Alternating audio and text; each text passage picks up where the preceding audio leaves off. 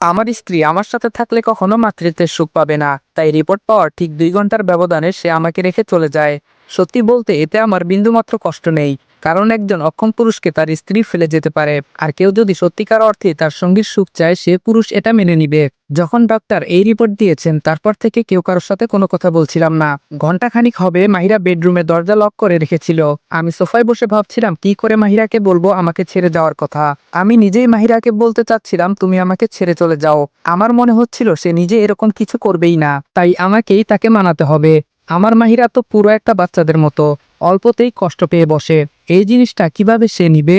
কিন্তু কিছুক্ষণ পরে দেখি সে বাইরে বেরিয়ে এসেছে, সাথে তার লাগেজ প্যাক করে ফেলেছে এবং আমাকে এসে মাহিরা নিজে বলল, তোমার সঙ্গে থাকা আমার আর সম্ভব নয়, আমি চলে যাচ্ছি। ইরাদ শোনো, শারীরিক সম্পর্ক করে সুখ দিতে পারলে আর গিফট দিয়ে মন ভুলিয়ে রাখতে পারলেই হয় না, বাচ্চাও দিতে পারা লাগে। কিছু থেকে কিছু না, তুমি আমাকে আহ্লাদ দেখাও, এসবে কিছু হয় না ইরাদ। কলিজার ভিতর পুড়ে যাচ্ছিল তার মুখে এরকম কথা শুনে, কিন্তু এটাই তো সত্যি। আমি তো এটাই বলতে চাচ্ছিলাম ওকে, যে চলে যাও, সুখী হও। তবুও কেন এত মন জ্বলে যাচ্ছিল? এখন যে আমার শক্ত হতে হবে। এতে সে থেমেছিল না, আরো নানান কথা আর অভিযোগ তুলে ধরছিল সে। আমি সব চুপচাপ শুনছিলাম মাথা নিচু করে। বরাবরই মাহিরা অভিযোগ করলে আমি মাথা নিচু করে শুনে যেতাম। ওকে যে অনেক ভালোবাসি, কখনো কষ্ট দিয়ে কথা বলতেই পারিনি। আজও তাই করছিলাম, কিন্তু কষ্টটা তখনই লেগেছিল যখন তার মুখেই জানতে পারলাম সে আমার সাথে থাকা অবস্থায় পরকীয়ায় লিপ্ত হয়েছিল। মাহিরা বলল, আমি তামিমকে ভালোবাসি, এখন তোমার প্রতি আমার আর কোনো রকম ইন্টারেস্ট কাজ করে না ইরাদ। আমি বললাম, মাহিরা তুমি একজন বিবাহিত নারী, কি বলছো এসব? মাহিরা বলল, এখন কিসের বিবাহ আর কিসের কি? একটা সংসার বেঁধে রাখতে হলেও বাচ্চা লাগে। আমাদের কোনো বাচ্চা নেই, আর না আমার আছে কোনো পিছুটান। তোমার মতো একটা পুরুষের সাথে আমার থাকার আর কোনো ইচ্ছে নেই। সারাদিন যখন কাজে ব্যস্ত থাকতে আমাকে সময় দিতে পারতে না, তখনই তামিম ছিল আমার জন্য। ওর সাথেই আমি সময় কাটাতাম। আমাকে সে ভালোবাসা দিয়েছে, তাই আমি আজকে শুকরিয়া করি আল্লাহর কাছে, সে আমাকে সত্যিটা বলার সাহস আর সুযোগ দিয়েছেন তিনি। এগুলো বলে সে চলে গেল, একটা বারও পেছনে ফিরে তাকাইনি। আমি মাটিতে বসে পড়েছিলাম। মাহিরার কথায় আমি বাকরুদ্ধ হয়ে গিয়েছিলাম।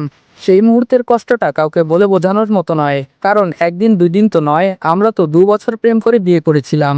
2.5 বছর আমাদের বৈবাহিক সম্পর্ক ছিল। ভালোবাসতে তাকে আমি কখনো কার্পণ্য করিনি। তার বলা প্রত্যেকটা কথা আমি শুনেছি, তাকে খুশি রাখার চেষ্টা করেছি সর্বদা।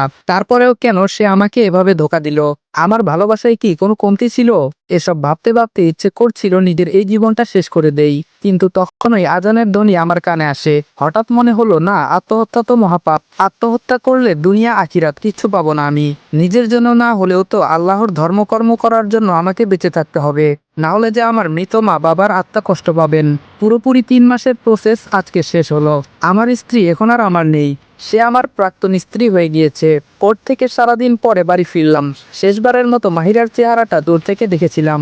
তাকে তামিম ছেলেটার পাশে খুব হাসি খুশি দেখাচ্ছিল। কেন যেন বাড়ি ফেরার পর থেকেই হাত পা নিস্তেজ হয়ে আসছে। আবহাওয়াটা আজকে বেশ গরম ছিল।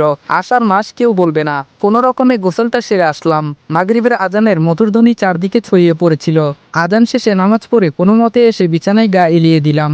মনের ভিতরটা হাহাকার করছে, সবকিছু অসহ্য লাগছে।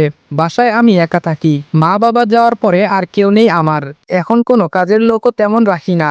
মাহিরা যাওয়ার পরে ড্রাইভার কুক দুইজনকেই বাদ দিয়ে দিয়েছি। শুধু আছে একজন বুয়া, যে সবকিছু দিনে এসে করে চলে যায়। আমি সারাদিন অফিসেই পড়ে থাকি, রাতে এসে বাসায় ঘুমাই শুধু। এখানে যে প্রতিটি কোনায় কোনায় মাহিরার স্পর্শ। আমি এসব ভুলে কি করেই বা থাকবো? আল্লাহকে প্রতি মুহূর্তে বলি, আমাকে তুমি শান্তি দাও, এই কষ্ট আর যে নিতে পারি না। কিছুক্ষণ পরে মোবাইলটা বেজে উঠলো। সেটা ড্রেসিং টেবিলের সামনে ছিল। আমি উঠে যেতে যেতে কলটা কেটে গেল। কলটা ব্যাক করব, তখন দেখি ফোনের চার্জ শেষ।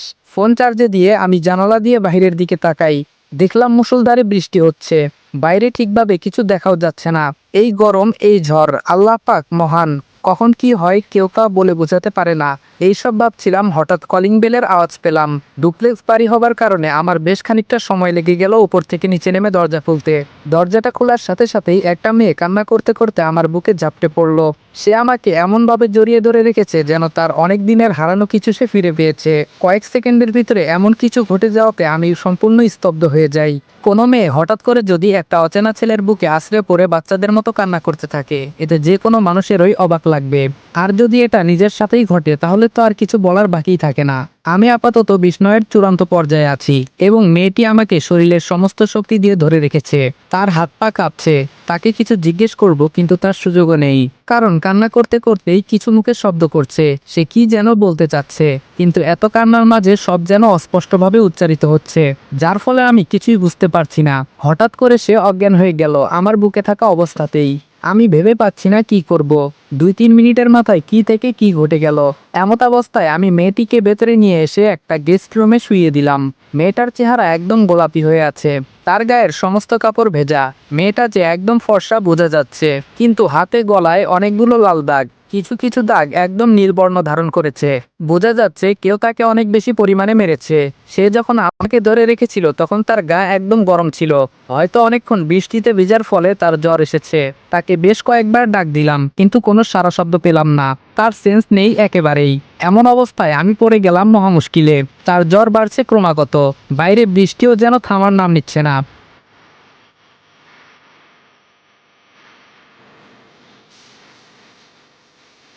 আমার স্ত্রী আমার সাথে থাকলে